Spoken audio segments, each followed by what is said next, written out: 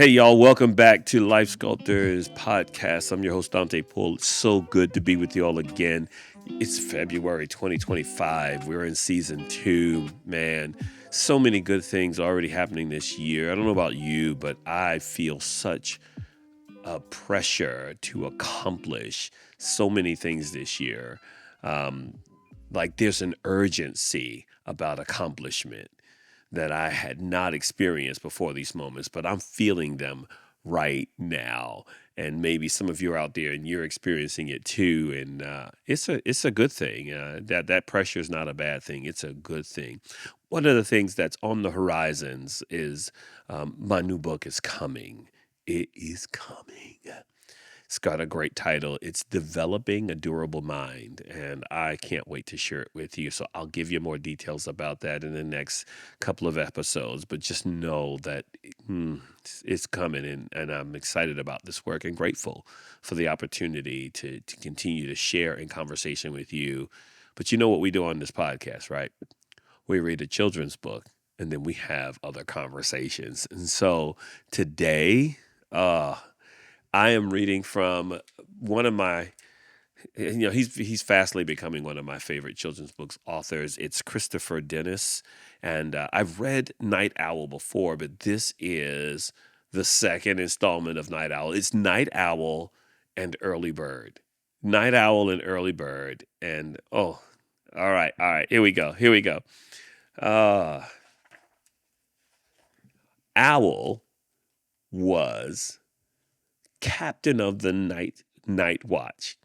He was very important. While the other knights slept, he lit torches, patrolled the walls, and made sure the fires were burning. All night long, Owl kept the castle safe. And just before dawn, he sat in his room and ate his dinner. It was the same thing every night. Until early one morning, Owl was drifting off to sleep when someone or something started making a great deal of noise. I have to show you.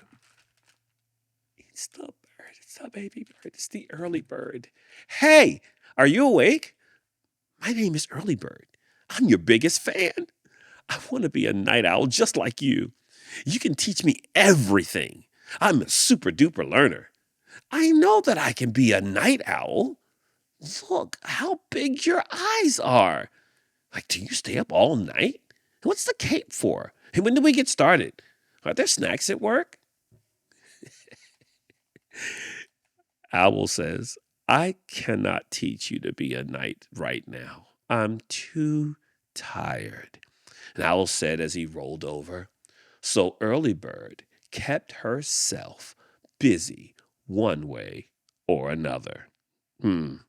She made posters, she hung banners, she even played a guitar. She was very busy and very noisy all day long. That afternoon, Owl and Early Bird went to work. They lit torches, patrolled the walls, and made sure the fires were burning. But before the sun set, Early Bird fell asleep. All night long, Owl kept the castle safe. Early the next morning, good day to you, fine knight. Thee must wake, for today we ride to adventure. Knights don't talk like that, said Owl, and he went back to sleep. So Early Bird kept herself busy in one way or another.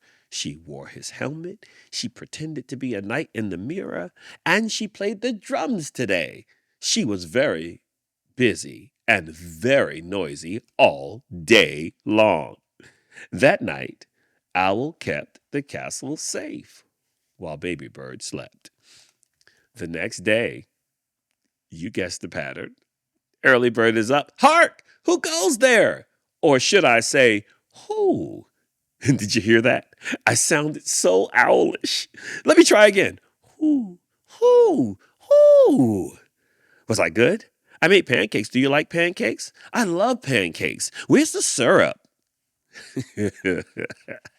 Some of y'all are already annoyed at early bird. Stop, said Owl. You are not an owl. You are not a knight. You are a very early bird. I am captain of the night watch and I need to sleep. Please go away. So early bird went away. That afternoon, Owl kept himself busy in one way or another. He cleaned up early bird's toys and swept up the mess that she had left, and soon it was dark and early bird had not returned.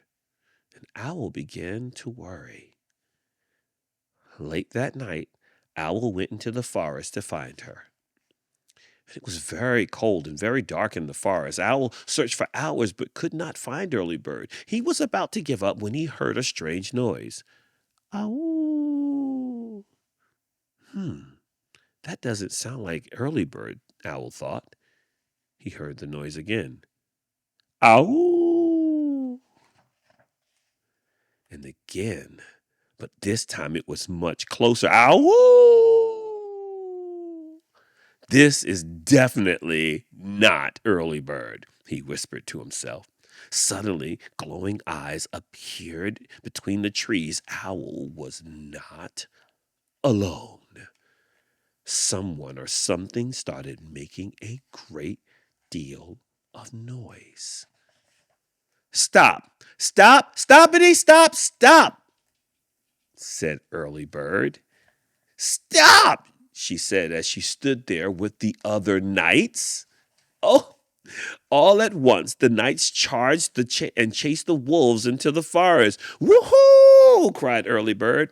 My first rescue mission. When I came back, you were not at home.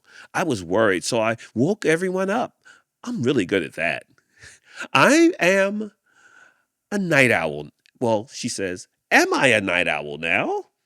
No, said Owl. You're a terrible owl, but you are a very brave knight. Woohoo! I'm a knight! Can I have a cape like yours?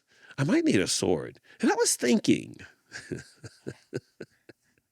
The next morning, early bird let Owl sleep. She kept herself busy in one way or another. She was cooking something, y'all. And all day long until the sun was setting. And when the two friends talked about their day and night, they did that over pancakes. Oh, man. Such a good read. Night owl and early bird, y'all. Night owl and early bird. So there's a saying, I think it says, the early bird gets the worm. It's an idiom, right, that I heard growing up. And it was when someone was trying to say, stop being lazy, right? Get up early, get the thing done because you'll have an advantage. Then the world functioned at a very different way than it does today. There's a different context to this, right? Most people got up, left their house, and went to work. And so there was opportunity that you could get to that you couldn't get to from your house. But today, it's a little different. It's a little different. Another idiom that I heard growing up was early to bed, early to rise, makes a man healthy, wealthy, and wise. But there are a lot of people today who stay up late. They rise up late, and they're wealthier and sometimes wiser than those who don't. What's my point? That there's more than one way to skin a cat. Okay. Let me stop. Let's talk about what we can learn from night owl and early bird, right? Night owl in his role now is the captain of the knights. Oh my gosh, he's the captain of the night watch. He's no longer just a knight of the night watch. He's the captain. Like, how did he go from wanting to be a knight to taking on a leadership position. Like, what happened? Like, there's so many questions I have. I actually want to do an interview with Night Owls. Like, yo, talk to me about your journey, bro. Like, tell me something. He learned, however, to lead himself first before he led others. And his sense of importance did not come from his position as captain, but his belief that he was capable of more. He was disciplined and intentional in his approach to life. But sometimes responsibility is misunderstood, misused, or abused. Whoa. Okay. So when I take on responsibility and but I let it be led by my personal agenda and not the greater good of those I'm serving, then I can misuse or abuse my responsibility and my leadership. See, captain was not Owl's identity. Mm, it was his responsibility. How often have you run into someone who's struggling with their identity because of their role? They think their role is who they are, when in essence, their role is just their responsibility. And if you get those two mixed up, then you will have a tendency to misuse, misunderstand, or abuse others. Mm. Who told Owl that he was very important, right?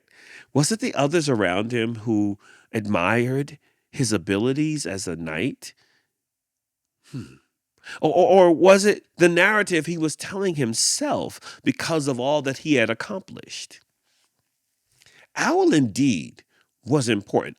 He was very important, but not more important than others. And he took his responsibilities seriously, right? He took what he needed to do, what he was given to do seriously. Like, Owl had integrity. Let's define integrity this way. Integrity is doing the right thing, especially when no one is watching, particularly when no one cares. Oh, man. And when no one wants what is right. Oh my goodness. Oh, see, integrity isn't about what other people think. It's about what you know is the right thing to do. So we have to take care of our responsibilities, not because of an audience, but because we are accountable. What are you Accountability is to be considerate of how your decisions are impacting other people. And see, and it's remembering on whose behalf are you serving. I will not let people hold me accountable if I think it's all about me. Because who are you to tell me what I'm going to do? Oh, man. Oh, man. But let's talk a little bit, because we going to come back to that. But let's talk a little bit about Early Bird, right? Early Bird was high strung and full of energy and enthusiasm. For some people, that kind of energy gets on your last nerve. As a matter of fact, you could tell from Owl's responses that Early Bird was getting on his last nerve. But Early Bird was missing something. She was asking for leadership. She wanted to be led. She wanted to be developed and taught, and she wanted to become better. And Owl wasn't having any parts of that because it wasn't his time of the day, see. When our lives lack leadership, we can be misunderstood. See, our eagerness can be misunderstood as annoyance. Can you just think about it? I bet you that there are people in your life who show up like this. They're high strung, they're enthusiastic, and they are looking for something from you, and you are not willing to give it. And so they get experienced by you as annoying. But can I tell you something? Early Bird's eagerness was her potential. And part of her issue is that her potential needed purpose. Mhm. See, our purpose needs leadership and direction from the right leader. And when I say right, it doesn't mean that someone has the right thinking or they are always right or no, no, no, no, no. Sometimes the right leader can feel very contentious to us. Sometimes also well meaning people will offer to lead us, or you may have thought that you needed them, only to discover that they weren't or they aren't the right leader because they are not your assignment and you are not their assignment. Here's how you'll know whether or not you're with someone who is assigned to you. They have a skill set to help develop you. If they don't have a skill set to help develop you, they may not be the right leader. They might be a great friend, they might be a great colleague, but they are not the person who's supposed to be leading you. The second thing is to consider whether or not they overestimate their own ability. Sometimes people want to do something for you, but they're not capable. They like the thought, the idea of having done something for you, but they may not be skilled at it. And so they overestimate their own ability to get to you what you need. And then here's the third one, right? We got a skill set that they need a skill set to develop. They need to not overestimate their ability. Here's the last one. If someone is led by their own agenda, it's probably not the right leader for you. Because here's the deal. When I'm led by my own agenda, I'm really not concerned about you. I'm really concerned about what I can get out of this. That's not a good leadership posture.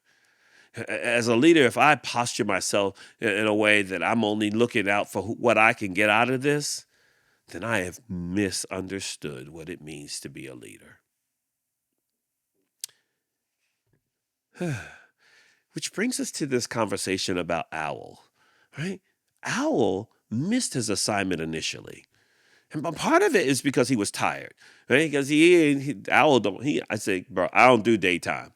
I do afternoon and nighttime because that's when I'm at my best. If you try to come to me at a time when I'm not at my best, you're probably not going to get the best from me. Oh, yes. We have to know where someone is and when they're at their best so we can get their best from them, right? But Owl, initially, he missed his assignment. He let what he needed keep him from engaging in a very important question he should have been asking, and that is this. What am I supposed to do with Early Bird? See, they needed each other, but Owl allowed his emotions to get in the way and help him make a poor decision. I promise you, if you let your emotions lead you, you will eventually make a poor decision. You know what Owl says? He says, "You're not an owl. Please go away." When we don't understand someone, we will mistreat them if we make ourselves the measure of what is normal and what is right. Yep. Yep. Owl was right in his determination that Early Bird was not an owl, but he did not know what to do with Early Bird's difference. See, on our frustration, sometimes we say things that have greater consequences than we intended. When Owl said, "Please go away," he didn't mean go away forever, but he was so tired. He was being led by his emotions and his frustration. But there's a bit of wisdom that I have come to know. And many of you may be familiar with this wisdom that says, be slow to speak, slow to get angry, but quick to listen. Yeah, there's wisdom in that, y'all, because if I'm quick to listen, then I'm seeking to understand it. But if I am quick to anger, I'm missing some things. If I'm just quick to speak, sometimes I'm talking when I should be listening. And anger is so easy for us because we live in a world that celebrates anger. It's an easy one, right? But it clouds our judgment. It can cloud our thinking and get in the way of us perceiving what's really going on. And then others may experience us as mean or ornery or crass when we don't really intend to show up that way. See, we need the right circumstances in order for us to become. We need to become. And notice I didn't say to become who you are. It's just becoming, because becoming is not a destination. It's a journey. It's the journey we're all on. We're all becoming. Who I am today is not who I was 10 years ago, 5 years ago. Heck, I'm different today than I was yesterday because I've had some experiences that have helped grow and develop me, and I'm becoming every day. Becoming. It's not a destination, it's a journey. And we are made for something. Like, we need the right leadership. We need the right conditions to help us to live into our potential. We're like early bird. We just need the right circumstances. And so let's talk about differences for a moment, though. Let's touch on that, right? Some might believe that we need others just like us in order to become who we are supposed to be. But I contend that it is our differences, might I even say our diversity, that creates opportunities for growth and development. Our differences are not a fault. They are an asset.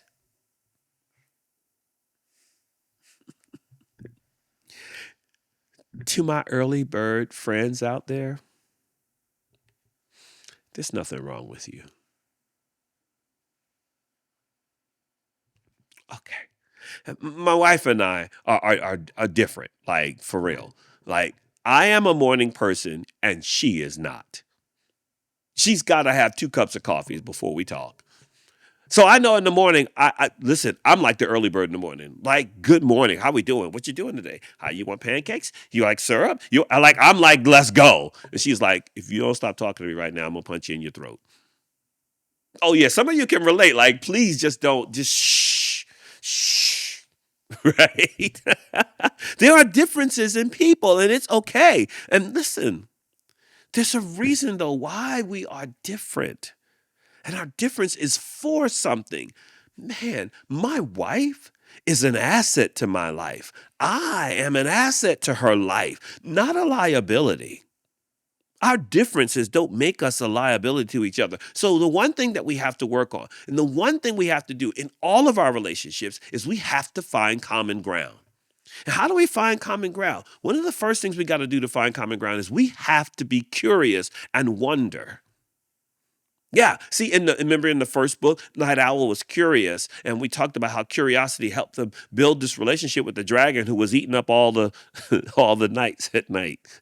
But Owl built a relationship because he was curious. I'm telling you, Owl needed to use this skill of curiosity to understand Bird and what was going on with early Bird. We too have to be curious about other people. Which also means that I have to acknowledge my bias, which is the second thing. I got to acknowledge my biases. I have biases. We all have them. We like things a certain way. We have a preference for things, but we can't let those preferences get in the way of us understanding others. My way is not the only way. You've heard me say this before. Your way is not always right. Okay. All right. And here's the third one. Look for agreement. We have to be committed to looking for ways we can agree. What? Agreement. There's a saying also that says 2 people can't walk together unless they agree. That doesn't mean they agree on everything. Having a difference of opinion doesn't mean that we can't walk together. We have to look for common ground. We have to find a way to agree on something that helps move us forward. And our difference of opinion doesn't have to mean an argument. It is okay for you to be different and have a difference of opinion and not become an enemy.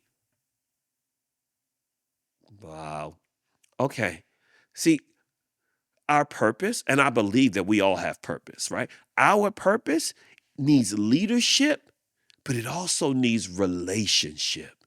That's what I'm talking about. Like the best way to be understood is to be understanding. It's to be understanding. Okay. And if you look at owl and early bird, they're both birds. One's an owl and one's a different kind of bird. I don't even know what kind of bird he is. I just know he's not a nocturnal bird. We know that because he's up early in the morning. But the problem in the story ultimately is one of relationship. That early bird and owl need to build their relationship so that owl and early bird can get what they need from each other. It wasn't just that early bird needed owl to become a knight. It's that owl needed early bird, because had early bird not been the early bird and concerned person, the bird that it was, owl would have been eaten by the wolves. But early bird was concerned enough about owl that she leaned into her relationship and said, I'm going to do something about this person, this bird that I care about. Y'all, relationships are the network of life. Nothing gets accomplished without them. We build relationships from the inside out, not the other way around. A lot of people are expending a lot of energy trying to build the relationships out here when they haven't really worked on making space for other people in their lives. Relationships begin from the inside out. It starts by making room in my heart for someone else who is different. And a difference, again, in opinion does not make someone an enemy. Can we do this? Can we stop allowing the divisive behavior and attitudes of others out here that we see become the truth we choose to live? Just want to let that set for a moment. See, we need each other, and there's no way to live without community. And there is a way to live in celebration of my difference without making your difference wrong.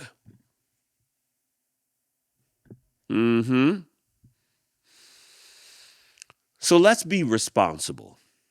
Let's be accountable. Let's lean intentionally into building relationships. And please, can we just stop weaponizing our differences? Can we just do that? Your difference is not a weapon that I use against you. Your difference is a thing that I celebrate because it is an asset to my life. Y'all, our differences are for something greater than arguments. Okay. All right. I'll get up off of it. I'm so passionate about us learning to live together and be together in relationship. And listen, I know I talked to my early bird friends before. Can I talk to my owl friends and everybody in between and just remind you of what I always tell you? You are enough. You're worth getting to know. You're worth spending time with. You're worthy of leadership, relationship. You're worthy of love. So live in that. Walk in that. That's all I got for you today, y'all. Listen, I'm Dante Poole. This is the Life Sculptor Podcast. Like it, share it, comment, subscribe to the podcast. And if this is helping you, please make sure that you engage somebody else in this conversation. I'm so privileged and honored to be a voice in your life, to add value to what you're doing and what you're living. I'll see you next time.